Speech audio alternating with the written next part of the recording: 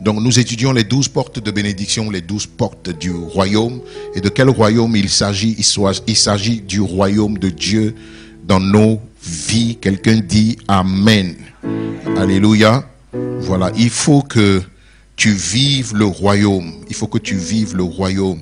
Il faut que tu expérimentes le royaume. Souvenez-vous de la conversation que Jésus a eue avec Nicodème. Il lui a dit, si tu ne nais d'eau et d'esprit, tu ne peux pas entrer dans le royaume de Dieu. Alléluia. Quelqu'un dit Amen. Donne-moi un Amen bien. Est-ce que tu es là? Si tu es là, fais comme ça. Si tu es là, fais ça. Voilà.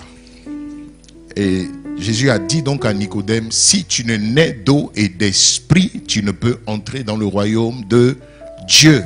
Alléluia. Il lui a dit, ce qui est né de la chair est chair, ce qui est né de l'esprit est esprit. Il faut que tu naisses d'esprit. Il faut que tu naisses de nouveau pour prétendre ou pour pouvoir entrer dans le royaume. Alléluia. Voilà. Et je vous ai lu un passage le dimanche dernier qui disait que la chair et le sang ne peuvent hériter le royaume de Dieu. Quelqu'un dit Amen.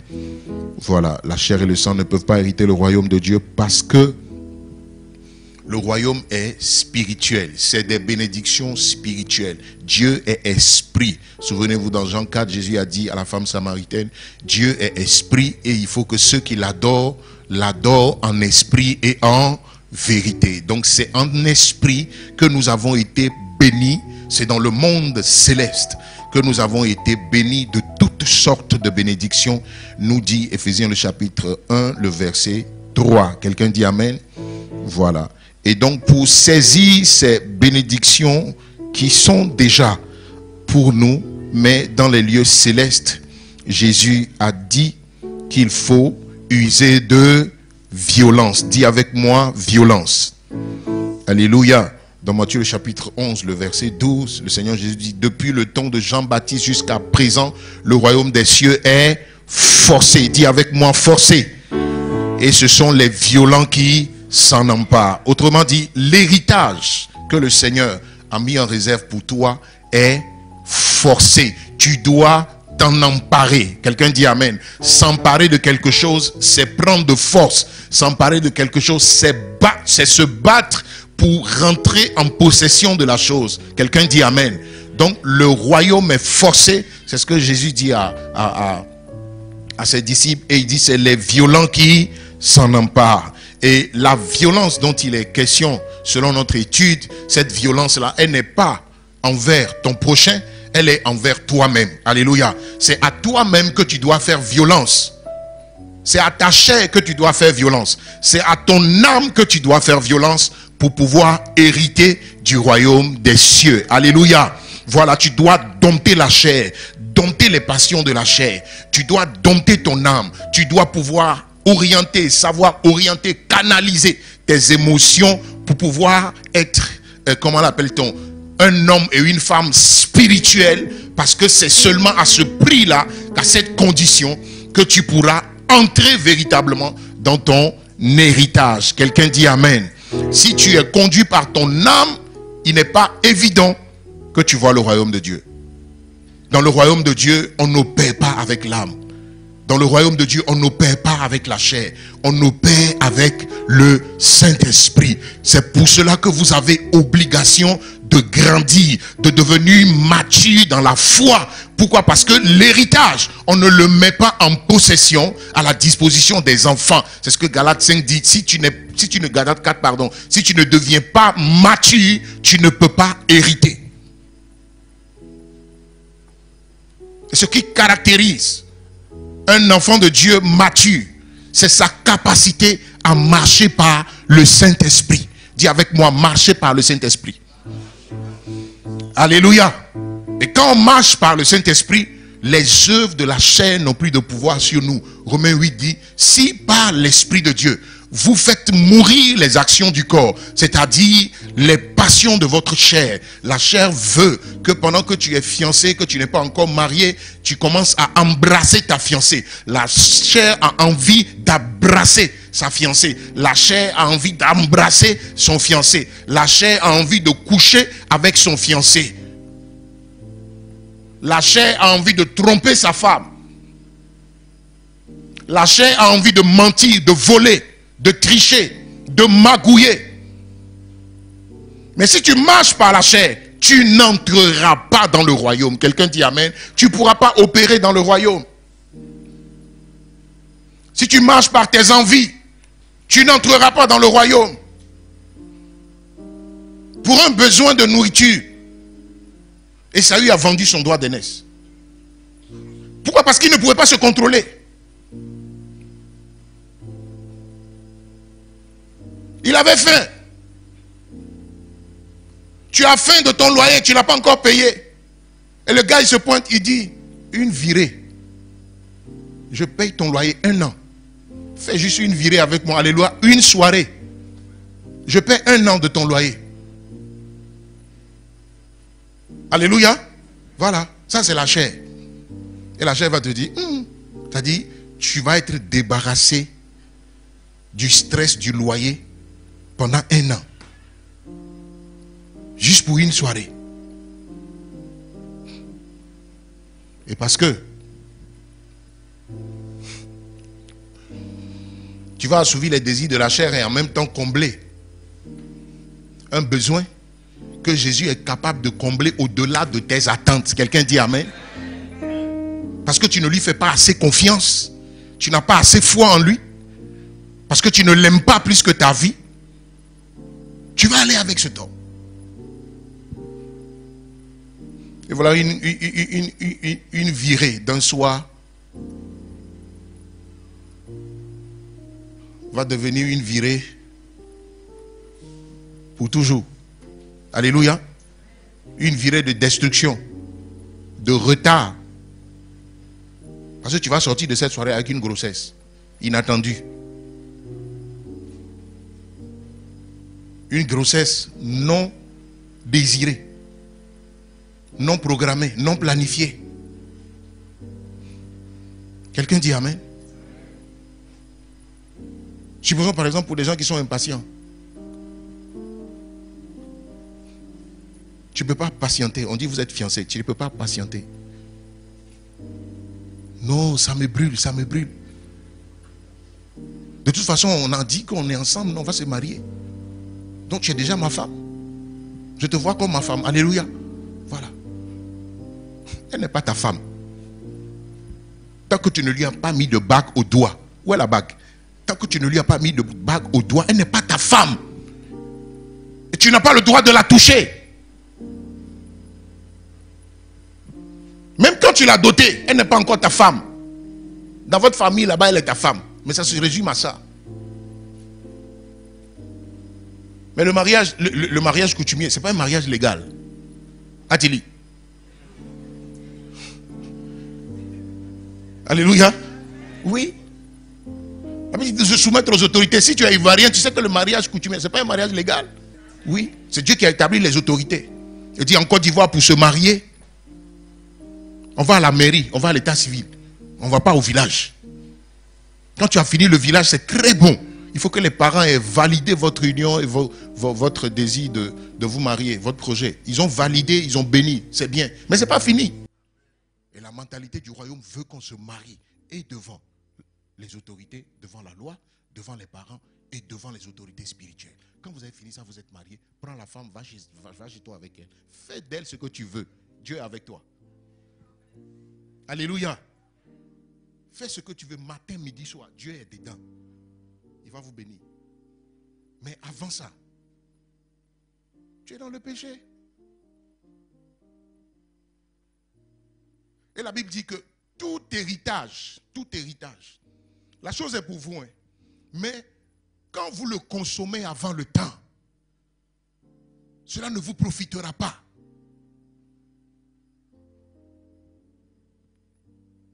Tout héritage acquis avant le temps. Écoutez-moi, vous donnez... C'est pas possible. Vous ne pouvez pas donner à un enfant de 12 ans, alléluia, la gestion de son héritage. Qu'est-ce qu'il va en faire? Il va dilapider ça. Il ne sait même pas qu'est-ce que c'est. Bon, si nous on ne fait pas, pourquoi on veut que Dieu fasse ça? Dites-moi, pourquoi vous voulez que Dieu fasse ça? Si nous les hommes, nous sommes aussi censés pour ne pas faire ce genre de choses. Pourquoi nous voulons que Dieu le fasse? En acceptant de rentrer dans des compromissions et vous voulez que Dieu soit avec vous et qu'il vous bénisse. Il ne peut pas vous bénir. Il ne va rien te confier. Je te promets que Dieu ne va pas te bénir. Ceux qui t'ont dit ça, ils t'ont trompé. Ils veulent ton argent, ils veulent tes offrandes, ils veulent tes dîmes. Ils ne te prêchent pas la Bible. Quelqu'un dit Amen. Alléluia. Revenons à la parole de Dieu. Revenons à la vérité de la parole de Dieu. Alléluia. Laissons la parole de Dieu gouverner nos vies. Laisse-toi conduire par le Seigneur et le Sauveur de ta vie, Jésus de Nazareth. Et je t'assure que tu réussiras.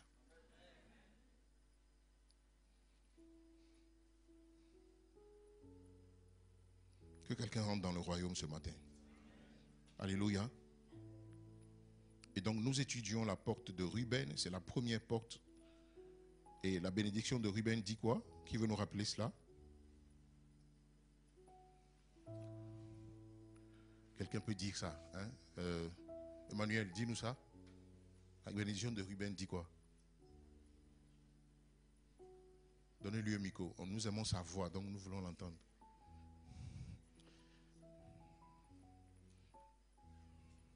Tu nous donnes la référence et puis tu cites le verset.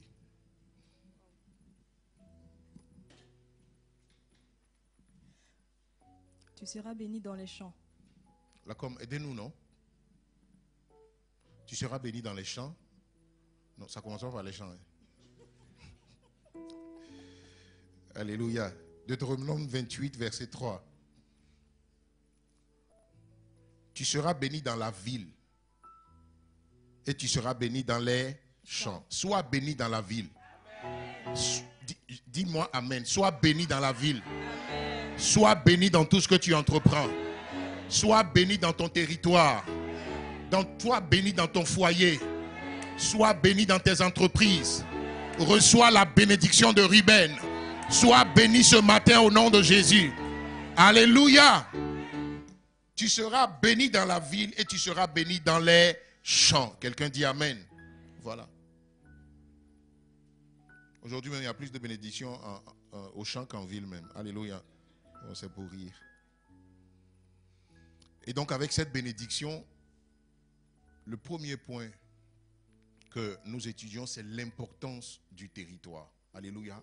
Voilà, le Seigneur dit dans ce passage qu'il y a une ville et il y a une campagne. Quelqu'un dit Amen. Il y a une ville, il y a un champ. Il y a une ville que Dieu t'a réservée. Il y a un champ, alléluia, que tu dois cultiver, que tu dois garder. Et c'est le fruit de ce champ-là qui sera une bénédiction pour toi. C'est en cultivant ce champ que tu vas aller au sommet. Quelqu'un dit Amen. Trouvez votre territoire de bénédiction, votre territoire de faveur vous enverra certainement au sommet. Quelqu'un dit Amen. Et voilà, donc nous avons vu que Jésus recherchait constamment à faire la volonté de Dieu, à faire ce que le Père faisait. C'est pour cela que Jésus n'a jamais échoué dans aucune de toutes ses entreprises. Quelqu'un dit Amen. Aucun miracle qu'il ait voulu n'a échoué. Jamais Jésus a prié pour un malade et puis le malade n'a pas été guéri. Pourquoi? Parce que Jésus savait exactement comment procéder. Pourquoi? Parce qu'il voyait Dieu le faire. Quand vous voyez Dieu faire, c'est la garantie pour vous que vous allez réussir. Ne faites pas ce que Dieu ne vous a pas appelé à faire. N'allez pas là où Dieu ne vous a pas emmené. Quelqu'un dit Amen. N'allez pas là où Dieu ne vous a pas appelé. Et donc la bénédiction de Ruben est justement cette bénédiction-là qui vous permet d'être au bon endroit, au bon moment et de faire les choses comme il le faut. Quelqu'un dit Amen. Quelqu'un dit Amen. Reçois cette bénédiction au nom de Jésus-Christ de Nazareth. Donc la bénédiction de Ruben vous donne la capacité de bien vous orienter. Vous savez vous laisser conduire par le Saint-Esprit. Vous savez vous laisser conseiller par Dieu. Vous savez faire des choix divins. Vous savez prendre des décisions divines. Vous ne prenez pas les décisions sur un coup de tête. Vous ne prenez pas des décisions parce que vous êtes fâché. Vous ne prenez pas des décisions parce que vous ne voulez plus. Vous ne prenez pas des décisions parce que vous avez envie. Non, vous prenez des décisions qui sont inspirées et conduites par le Saint-Esprit. Quelqu'un dit Amen. Alléluia. Tu gères ton foyer selon le Saint-Esprit et non selon la chair. Tu gères tes enfants selon le Saint-Esprit. Tu gères tes finances selon le Saint-Esprit. Que le Seigneur te bénisse avec cette bénédiction au nom de Jésus-Christ de Nazareth. Et nous avons vu Jésus avec les apôtres pendant la célébration de la Pâque, où ils sont allés sur l'ordre du Seigneur Jésus trouver la maison où ils devaient célébrer la Pâque. Et la Bible dit, ce jour-là, ils ont trouvé la maison telle que le Seigneur l'avait dit, une maison complètement meublée, une haute chambre grande, là où ils ont célébré la Pâque. Pourquoi? Parce qu'ils ont suivi les instructions du Seigneur. Et le Seigneur leur a dit, vous verrez un homme à la cruche, suivez cet homme, il entrera dans une maison. Entrez dans cette maison et demandez au maître de la maison, où vais-je célébrer la Pâque avec mes disciples. Gloire à Dieu. Voilà, donc voilà ce que nous avons dit brièvement le dimanche dernier. La première clé de Ruben, je l'ai aussi entamée, c'est l'honneur aux parents. Alléluia. L'honneur que nous devons aux parents. Dis avec moi, l'honneur que nous devons aux parents. Ça, c'est la première clé de Ruben. Ruben a 7 clés. Je dis, pour ouvrir la porte de Ruben, vous devez utiliser 7 combinaisons. Gloire à Dieu. Et la première combinaison, c'est l'honneur aux parents. Touche ton voisin, dis-lui, honore ton père et ta mère. Et Deutéronome 5, le verset 16 dit, justement, honore ton père et ta mère, comme l'Éternel ton Dieu te l'a ordonné, afin que tes jours se prolongent et que tu sois heureux dans le pays que l'Éternel ton Dieu te donne. Quelqu'un dit Amen. Quelqu'un dit Amen. Voilà. Quand vous avez ouvert la porte de Ruben, vous êtes dans un territoire. Quelqu'un dit Amen. C'est le territoire que Dieu vous a donné. Je veux insister là-dessus. Vous n'êtes pas appelé à tout faire. Vous êtes appelé à faire quelque chose de spécifique. Quelqu'un dit Amen. Voilà. Pas forcément ce que tes diplômes, tes études te permettent de faire. Il y a beaucoup d'entre nous qui avons étudié sans passion. Tu as choisi une filière pas parce qu'elle te passionnait. Tu as choisi un domaine par dépit. Tu as essayé partout. C'est ce qui a le plus marché. Et c'est là finalement que tu t'es orienté. Ce n'est pas mauvais. On doit chercher à s'en sortir dans la vie. Alléluia. Mais quand nous venons à Christ, Christ nous définit. Quand nous venons à Christ, Christ nous définit son plan, son projet de vie pour nous. Vous voyez quelqu'un comme Pierre, il était quoi? Il était pêcheur de poissons.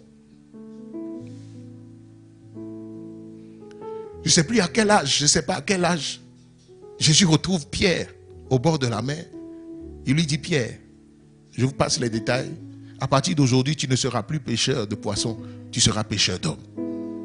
Ça veut dire que dans la destinée de Pierre, là, il était écrit pêcheur d'hommes. Mais bon, il a appris à pêcher d'abord les poissons. Quelqu'un dit Amen. Voilà. Et Jésus donc va surfer sur la réalité dans laquelle il venait de trouver Pierre pour rentrer dans une nouvelle réalité. Quand vous donnez votre vie à Jésus, il vous prend de là où vous êtes et il vous inaugure une nouvelle voie que vous devez suivre. Et cette voie-là, vous avez besoin de la connaître. Vous avez besoin de savoir qu'est-ce que Dieu veut de vous. Ça ne veut pas dire que tout ce que vous avez fait jusqu'ici est mauvais. Jusque-là était mauvais. Ça ne veut pas aussi dire que vous devez tout abandonner. Sauf s'il vous dit, abandonne tout. Comme moi, il m'a dit, abandonne tout et viens me servir. Donc je disais que la destinée est une affaire d'appel. C'est un appel. C'est une affaire de révélation. Quelqu'un dit Amen. Oui, vous devez recevoir la révélation de votre destinée. Vous devez savoir ce à quoi Dieu vous a appelé. La vie n'est pas un hasard. Non, mon papa m'a dit de faire le droit. D'accord, tu es allé, tu as étudié le droit. Maintenant, tu es juriste. On bénit le Seigneur pour tes études.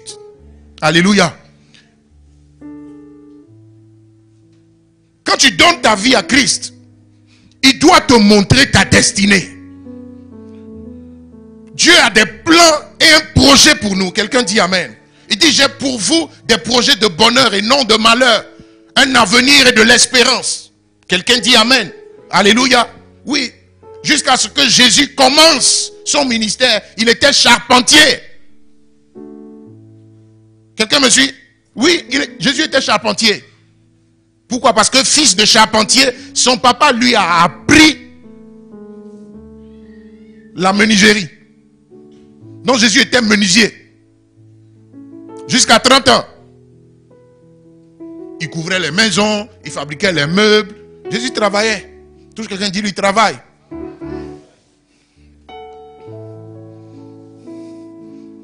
Mais à 30 ans, Jésus reçoit un appel. Pas qu'il ne savait pas ce à quoi il était destiné. Mais Jésus savait que quand tu nais dans une famille, tu as des parents qui t'orientent dans la vie. Il aurait pu dire à son parent très tôt, écoute, moi je suis venu pour le salut de l'humanité. Et donc franchement, tes histoires de charpentier, machin, je ne suis pas dedans. J'attends mon jour. Alléluia. Non.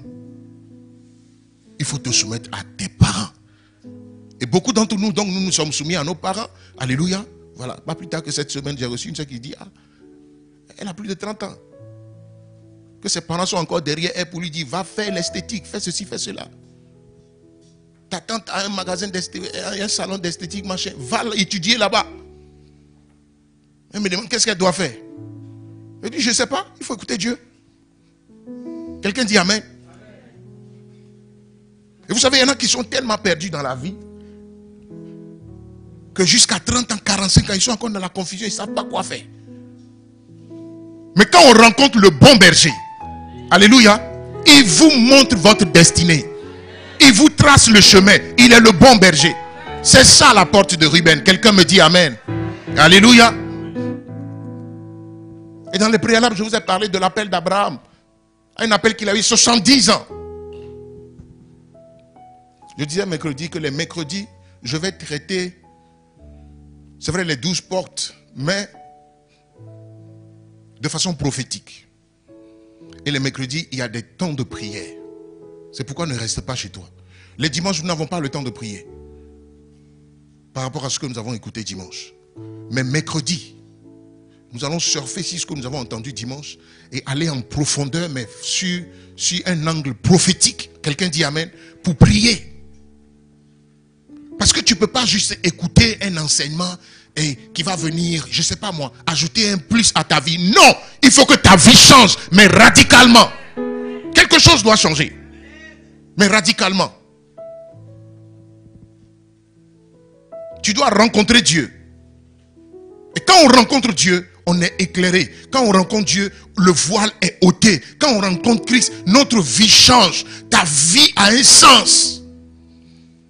Et tu vis pour un rêve, pour une passion. Tu dois découvrir ce pourquoi tu existes ici.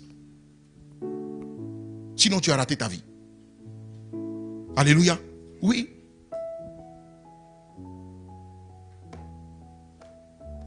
Tu as une solution que Dieu a envoyée sur la terre ici. Tu n'es pas venu manger, dormir, te marier, faire des enfants, construire une maison. C'est quelle vie ça? Les païens vivent ça? Non. Tu dois marquer ta génération. Quelqu'un me dit Amen. Oui. Tu dois marquer ta génération. Et ce qui vous amène à marquer votre génération, c'est découvrir quelle est votre destinée. Quel est le plan de Dieu pour vous? Pourquoi? Parce que le plan de Dieu est unique. Et le monde a besoin de gens uniques. Des solutions uniques. Et la Bible dit, c'est des choses qui ne sont jamais montées à ta pensée. Les choses que l'œil n'a pas vues, que l'oreille n'a pas entendues. C'est ces choses-là que Dieu te réserve. Quelqu'un dit Amen. Tu peux commencer par quelque chose qui semble être connu, commun. Mais écoute-moi. Il y a une particularité que tu es appelé à manifester. Il y a une destinée qui est unique. Et qui n'est réservée qu'à toi seul. Et tu dois la découvrir. Quelqu'un dit Amen.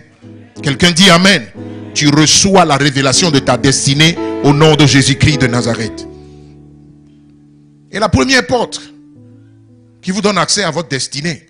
C'est la porte de Ruben. Et la première clé, c'est la clé de l'honneur. Dis avec moi la clé de l'honneur. Éphésiens 6, le verset 2 dit ceci. Honore ton père et ta mère. C'est le premier commandement avec une promesse. Donc honorer ses parents est un commandement. Ce n'est pas une envie. Ce n'est pas une suggestion que Dieu te fait. Ce n'est pas une option. C'est une nécessité absolue. C'est une loi qui est vitale.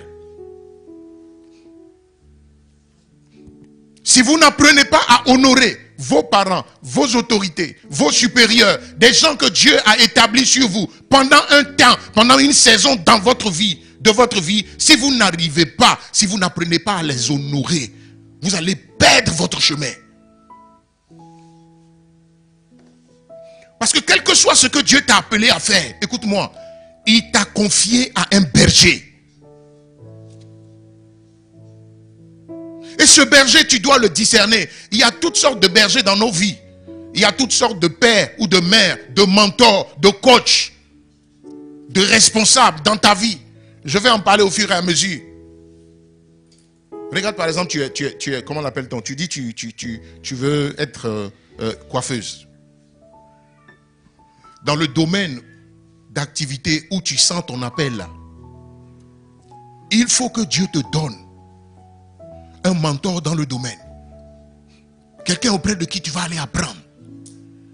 Parce que quelle que soit la particularité de ce que Dieu t'a appelé à faire, écoute-moi, tu vas commencer à apprendre ça chez quelqu'un.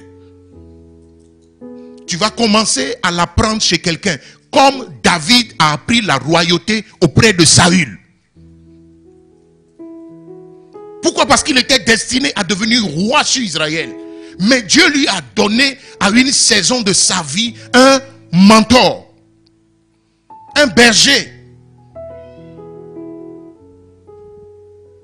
Saül n'était pas le géniteur de David. Dieu peut utiliser votre géniteur, et très souvent il le fait, pour vous positionner dans votre destinée, ou bien utiliser quelqu'un d'autre qu'il vous choisit, vers qui il vous oriente, pour vous montrer le chemin. Cette personne peut avoir des défauts, elle peut être bizarre. Elle peut même vous vouloir à un moment donner du mal, comme Saül a voulu tuer David. Mais vous devez avoir la capacité de pouvoir collaborer avec ce genre de personne, lui rester soumis, lui rester docile et obéissant, l'honorer, le respecter, comme David l'a fait, jusqu'à ce que le temps vienne où Dieu vous dise, passe à autre chose.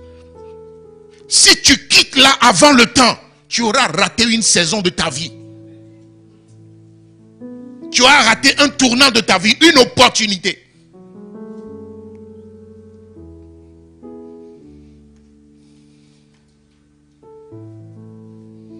Touche quelqu'un, dis-lui, honore ton père et ta mère. Nous allons voir un exemple dans la parole de Dieu. Genèse le chapitre 9, le verset 20 à 27. Je veux juste rappeler par exemple, qu'est-ce que ça veut dire honorer?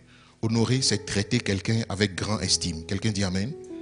C'est respecter la personne. C'est l'estimer et lui donner de la valeur. Honorer quelqu'un, c'est considérer la personne.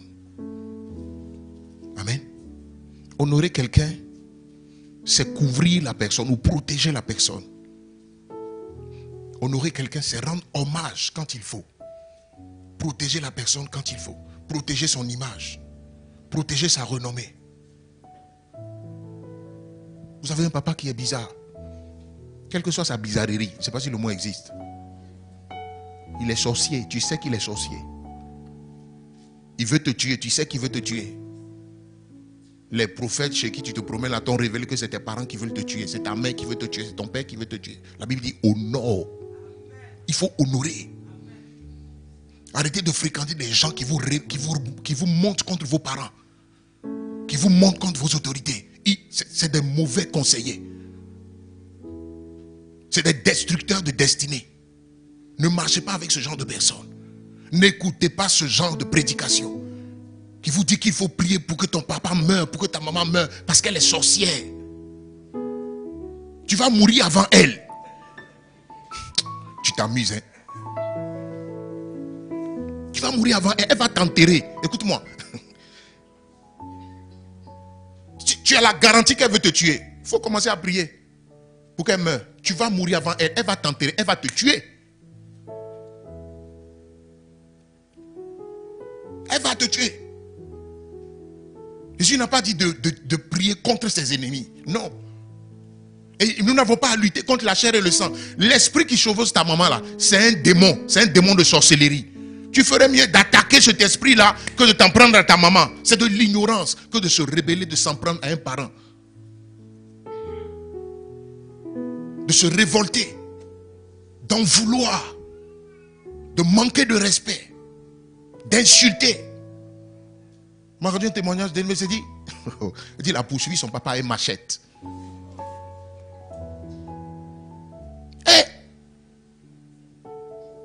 Injurier ton père, injurier ta mère, lui manquer de respect. Vous allez voir ce que ça fait. Tu as enterré ta destinée, c'est fini. Tu vas pas aller quelque part. Genèse 9, versets 20 à 27. Noé commença à cultiver la terre et planta de la vigne. Il but du vin, s'enivra et se découvrit au milieu de sa tente. Cham, le père de Canaan, vit la nudité de son père et il le rapporta dehors à ses frères, à ses deux frères. Alors Sem et Japheth prirent le manteau, le mirent sur leurs épaules, marchèrent à reculons et couvrir, dis avec moi couvrir, lis bien, couvrir, et couvrir la nudité de leur père. Comme leur visage était détourné, ils ne virent point la nudité de leur père. On y va. Non. Lorsque Noé se réveilla de son vin, il apprit ce que lui avait fait son fils cadet. Et il dit, maudit soit Canaan, qu'il soit l'esclave des esclaves de ses frères. Remarquez qu'au premier verset, la Bible dit, Cham, le père de Canaan. Donc, ce n'est pas Canaan qui a commis la faute. C'est le père de Canaan, c'est Cham. Alléluia. Voilà. Mais je vais vous expliquer pourquoi Noé s'en prend à Canaan au lieu de s'en prendre à Cham. Et il dit, maudit soit Canaan, qu'il soit l'esclave des esclaves de ses frères. On y va? Et il dit encore, béni soit l'Éternel, le Dieu de Sem, et que Canaan soit leur esclave. Donc il dit encore, il bénit encore Sem. Si tu honores ton père et ta mère, tu seras béni. Il dit tes jours se prolongeront et tu seras heureux dans le territoire que l'Éternel te donne. Ça veut dire que si tu maudis, tes jours vont se raccourcir et tu vas sortir du territoire. C'était ton territoire de faveur. Dieu te l'a donné. Mais tu vas le perdre. Tu vas sortir du territoire que Dieu t'a donné. Ça veut dire que tu tourneras en rond. Tu n'arriveras pas à te stabiliser dans la vie. Tu n'arriveras pas à garder un boulot longtemps. Tu n'arriveras pas à garder le foyer longtemps. Tu n'arriveras pas à garder les affaires que tu fais longtemps. Tu n'arriveras à rien garder longtemps. Il dit tes jours se prolongeront. Le contraire de tes jours se prolongeront, c'est quoi? Tes jours se raccourciront. Et d'ailleurs, tu vas mourir même vite dans la vie. Si, tu vas mourir vite. Si tu ne respectes pas la loi de l'honneur, tu vas mourir vite. Tu vas mourir jeune. Tu seras instable. Inconstant dans tes voies.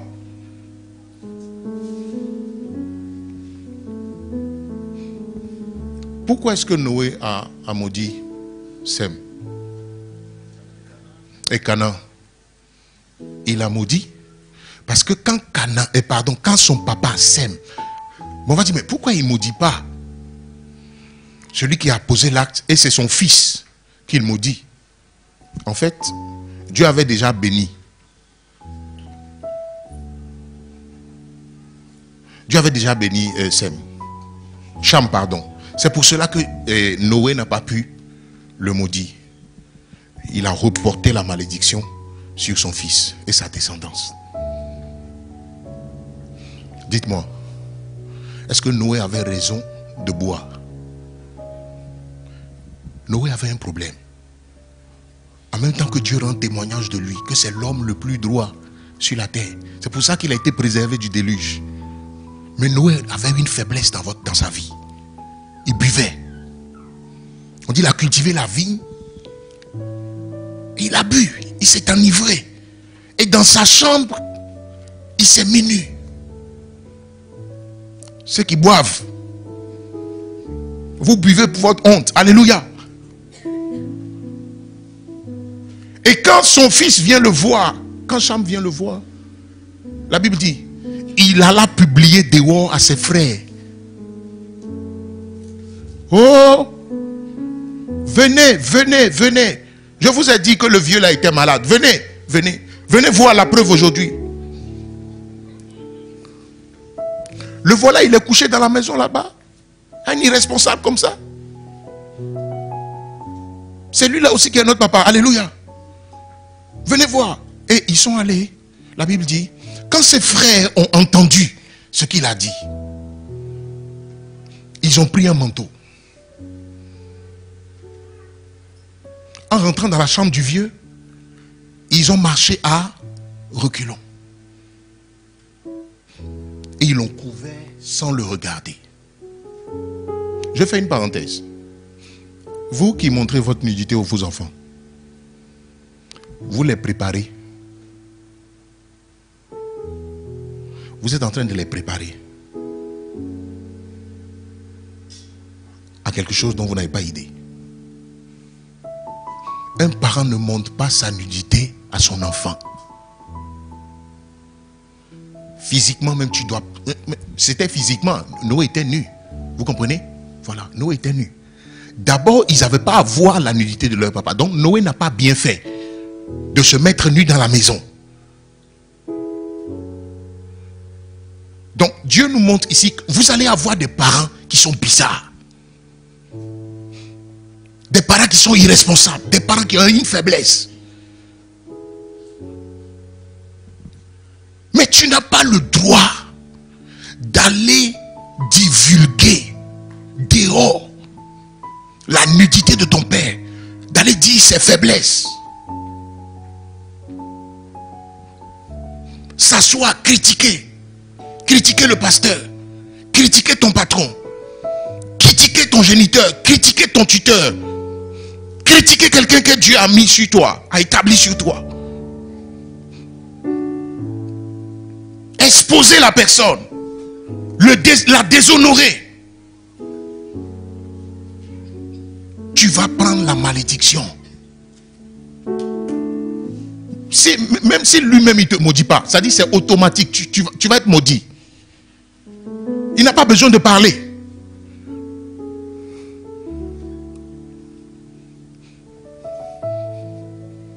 Il n'a pas besoin de parler.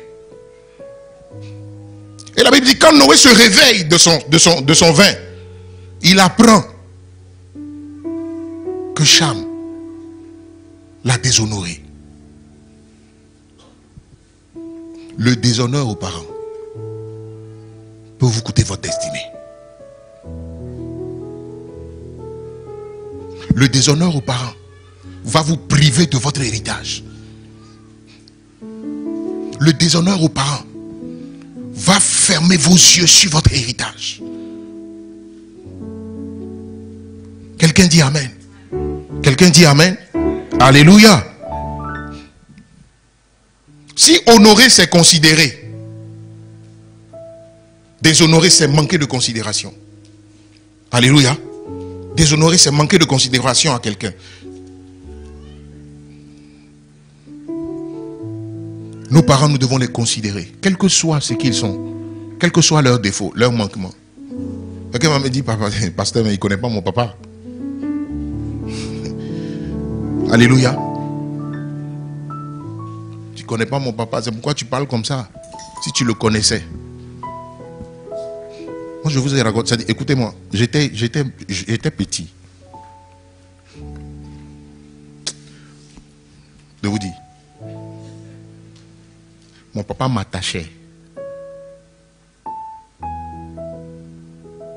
Il me laissait dans les cordes le matin en partant jusqu'à son retour du boulot. Il m'attachait. Jusqu'aujourd'hui, si je vous montre mon dos, j'ai des cicatrices de maltraitance. Donc je sais de quoi je vous parle.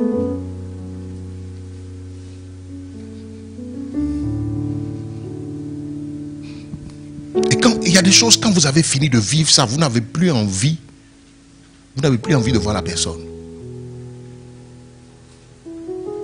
Mais ce matin, je n'ai pas envie de te dire que tu as raison. Tu as raison de haïr. Tu as raison de mépriser. Tu as raison de manquer de respect. Tu as raison de ne pas honorer. Tu n'as pas raison. Chez nous, il y a un proverbe qui dit: le grain de maïs n'a jamais raison au pays des poulets.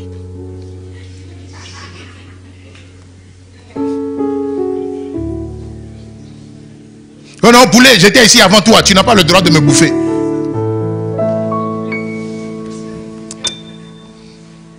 Un enfant n'a jamais raison sur ses parents. Tu vas dire quoi? Qu'est-ce que tu vas dire? Est-ce que Noé avait raison? Il n'avait pas raison. Mais pour quelqu'un qui n'avait pas raison, quand il se lève et puis il parle, ce qu'il dit là, ça arrive. Donc ce n'est pas une affaire de il est bien ou bien il n'est pas. Même s'il est sorcier, ce qu'il a dit, s'il a dit à raison, ça va t'arriver. S'il dit que tu es maudit, tu es maudit. Maintenant, s'il est sorcier qui te bénit aussi, tu es béni. Dieu met à part le fait qu'il soit sorcier. Dieu n'a rien à faire avec ça. Il va régler ça avec lui. Alléluia. Mais toi, ton devoir n'est pas de rentrer là où il ne faut pas rentrer. On dit non, ta mère est sorcière, ne l'assiste plus, il ne faut plus lui envoyer l'argent. Vous savez, l'argent la même va te maudire. C'est vrai. Elle peut essayer de te faire du mal avec ton argent que tu lui as envoyé. Continue de lui envoyer. Prie sur l'argent et puis envoie-lui. Oui. Elle n'a nulle part où dormir. Parce qu'on dit elle est sorcière. Elle est sorcière, pardon. Et tout le monde l'a abandonnée. Tous tes frères, toutes tes soeurs, vous êtes unanimes. Elle est sorcière. Bon, on sait, on a des preuves. Et vous l'avez abandonnée parce qu'elle est sorcière. Mais vous allez prendre la malédiction. Vous allez prendre la malédiction. Mais vous avez dit à tout le village. Un homme de Dieu t'a dit, ah. Un homme de ces hommes de Dieu qui sont tellement maladroits. Bon, pendant que Dieu révèle, on peut te révéler, ah, le Seigneur peut te révéler que la femme là, c'est sa maman qui veut la tuer. Il faut user de sagesse. Analyse bien la personne qui est devant toi, la personne dont Dieu t'a parlé. Est-ce qu'elle peut porter ça? Est-ce qu'elle peut supporter cette information que tu vas lui donner si tu lui dis que sa maman est sorcière? Est-ce qu'elle va pouvoir supporter? Est-ce qu'elle pourra gérer? Et tu lui balances comme ça, ta maman est sorcière. Et en plus tu lui conseilles, non, il faut t'éloigner. Ne dis plus rien à personne. Ne va plus au village, ne cherche plus à la voir. Le jour où tu la vois, tu es morte.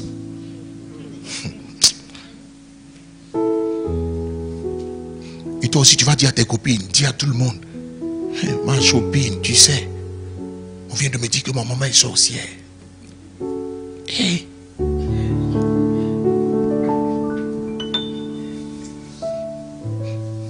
Et tout le monde est au courant. Mais tu es sur un mauvais chemin. Alléluia. On t'a abandonné, on t'a maltraité. On n'a pas été là. On n'a pas payé tes études. On n'a pas pris soin de toi. Tu es allé de famille en famille, de foyer en foyer, d'internat en internat.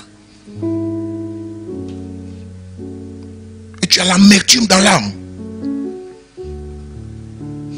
J'avais de l'amertume dans l'âme. Alléluia. Oui, j'avais de l'amertume dans l'âme. Quand je vois les cicatrices, des blessures dans mon dos, j'avais de l'amertume. J'en voulais terriblement. Jusqu'à ce que Dieu me dise, va faire la paix. Va pardonner. Et va te faire pardonner. Je dis, mais Seigneur, c'est moi, on a fait du mal. C'est moi qui ai été maltraité, c'est moi qui ai été incompris, c'est moi qui... Il dit, va. C'est pourquoi Jésus dit, la chair et le sang ne peuvent pas hériter le royaume. Parce que si tu veux écouter ton âme, si tu veux écouter ton amertume, tu ne vas pas faire la volonté de Dieu. Amen. Si tu veux écouter ta frustration, tu ne vas pas faire la volonté de Dieu. Si tu veux écouter la colère qui est dans ton âme, tu ne vas pas faire la volonté de Dieu. Et ta colère va te perdre, ton amertume va te perdre. La rancœur que tu as dans le cœur, ce mal-être qui est à l'intérieur de toi et qui fait que tu es tout le temps malheureux, c'est ce mal-être-là qui va te perdre. Et c'est toi qui souffres le plus. Quelqu'un dit Amen. C'est toi qui souffres. C'est pourquoi il faut pardonner et essaye par la grâce de Dieu, par le Saint-Esprit, Dieu va t'aider. Essaye de passer à autre chose. Et je crois que Dieu va le faire pour toi en cette saison. Alléluia. Oui, Dieu va le faire pour toi. C'est le témoignage de beaucoup de personnes ici que nous avons essayé, que nous avons suivi. Et qui aujourd'hui sont en de bons rapports avec leurs parents. Et leur vie a décollé. Leur vie a décollé. Ils sont épanouis, ils sont joyeux. Mais avant ça, tu peux lui parler. Ça dit, si tu cites le nom de son papa, elle devient hystérique. Elle devient hystérique. Et il y a beaucoup d'entre nous comme ça, on est là. Quand on mentionne le nom de ta mère, tu veux mourir en même temps. Pourquoi? Parce que ce qu'elle t'a fait, on ne fait pas ça à son enfant. D'accord. Mais qu'est-ce que tu veux faire avec ça? Tu veux continuer à souffrir de ça? Ça te pourrit la vie, ça te détruit, ça te ronge. Et ça te déboussole dans la vie. Mercredi, je vais vous parler des destructions que l'offense maltraitée, l'offense mal digérée, les ruines que ça peut apporter dans votre vie. Les ruines des destructions. Comment ça peut vous déstabiliser, vous désorienter, vous dénaturer dans la vie. Les offenses mal digérées.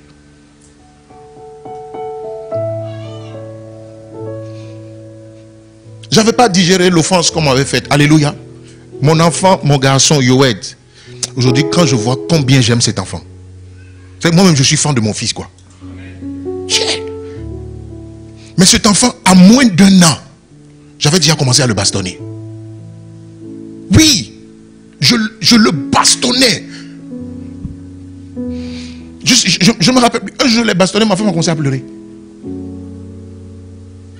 Mais pourquoi? Tu sais, inconsciemment, ce que tu décris chez tes parents là, tu vas reproduire ça. Si tu n'es pas délivré, si tu ne laisses pas Dieu te délivrer, tu vas reproduire le même schéma. Pourquoi? Parce que l'information est dans ton sang. Qu'on doit maltraiter son enfant. On doit le traiter rudement. On doit le corriger. Et à moins d'1 an, j'ai commencé à bastonner mon fils. Mais après, c'est-à-dire quand le Saint-Esprit m'a... Et tu sais que tu vas détruire ton enfant. Et je me suis assis, j'ai dit, mais attends. Seigneur, qu'est-ce que j'ai? Est-ce qu'un enfant de moins d'1 an, même 1 an, même 2 ans, même 3 ans, est-ce qu'il sait ce qu'il fait? Mais comment tu peux vouloir le raisonner avec des coups? Mais c'est parce que moi j'ai pris des coups dans la vie. Des coups. J'ai pris que des coups. Et c'est ce que j'ai voulu reproduire.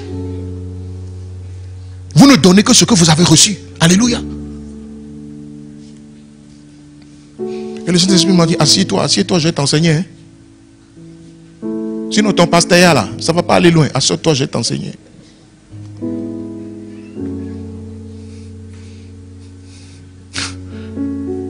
Et Dieu a commencé à m'enseigner. Et progressivement, j'ai été guéri. Oui, progressivement, j'étais un gars violent. Pourquoi? Parce qu'on m'a éduqué dans la violence. J'étais rempli de violence.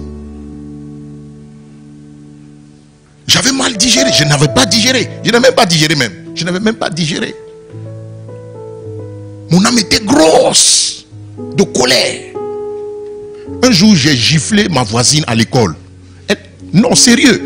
Je me rappelle plus qu'est-ce qu'elle m'a fait. Je l'ai giflée. Elle est tombée dans les vapes. Elle s'est évanouie. Ils l'ont envoyé à l'hôpital. Oui, on m'a envoyé. On m'a envoyé en conseil de discipline. Ils m'ont chassé du collège. Pendant plus d'une semaine. Je me rappelle pas. Elle m'a dit un truc là ça m'a sorti de moi. Je lui ai balancé une gifle. Elle est tombée. En même temps, tous mes camarades ont commencé à crier, il a tué, il a tué.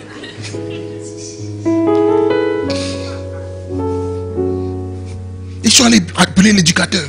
Rapidement, ils l'ont envoyé à l'hôpital. J'étais violent. Pourquoi? Parce qu'on m'a nourri de ça. On m'a nourri de ça. Et j'ai failli détruire mon foyer, détruire mes enfants. Je rends grâce à Dieu. Alléluia. Je rends grâce à Dieu de m'avoir délivré. Je rends grâce à Dieu de m'avoir délivré. J'étais violent physiquement. Violent avant quand je te parle. Tu as envie de te laver. Tu as envie de te laver.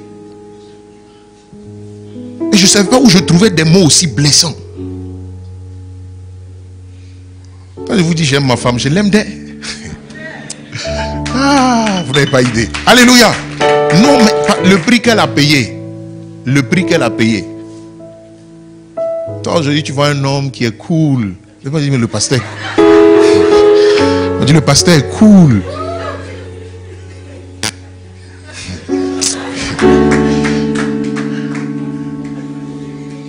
Alléluia. J'étais pas cool. J'étais pas cool. J'étais bizarre.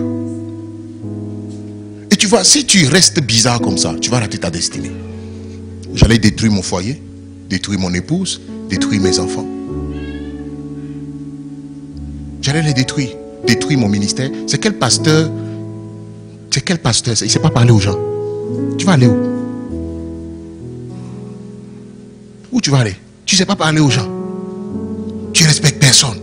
Parce qu'en fait, à un moment donné, vous avez besoin, quand vous êtes maltraité, à un moment donné, vous avez besoin, pour vous défendre et vous survivre à la maltraitance, vous fabriquez une carapace.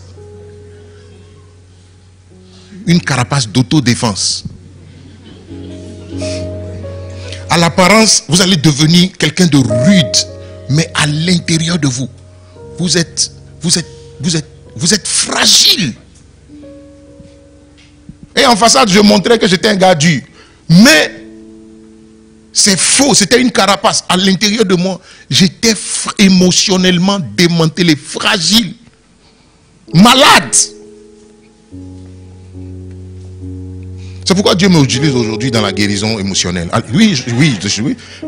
Parce que ce que vous avez souffert devient votre...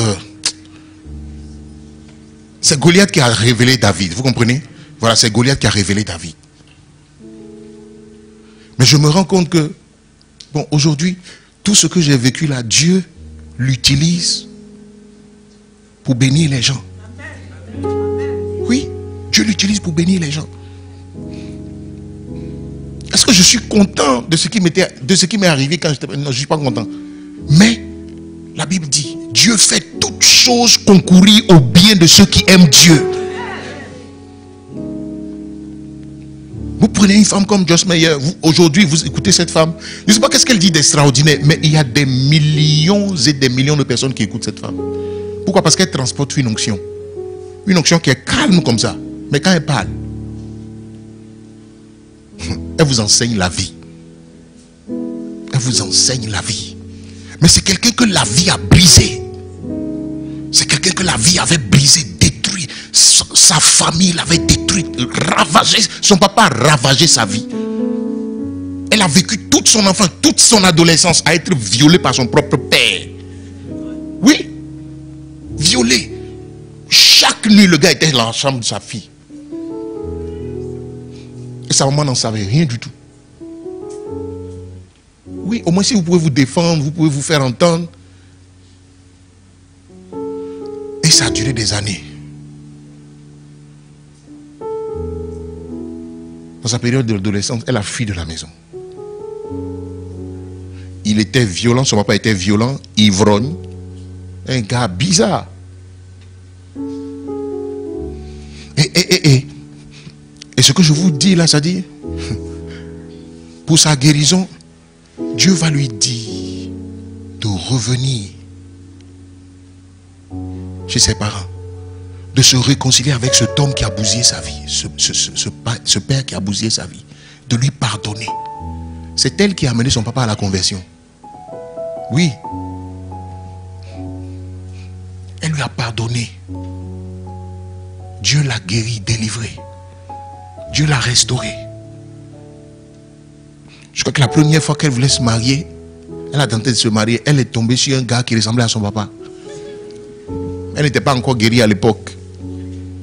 C'est-à-dire, tu fuis quelqu'un.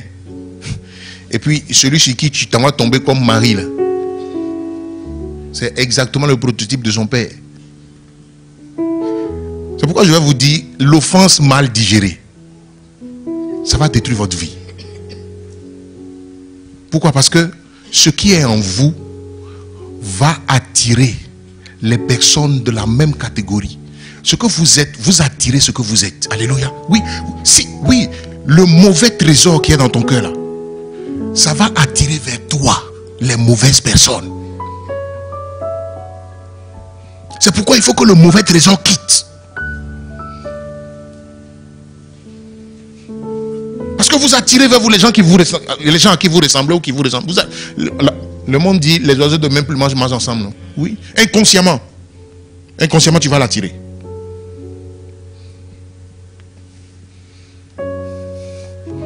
Touche le voisin, dis-lui, sois guéri. Dis-lui, Jésus veut te guérir.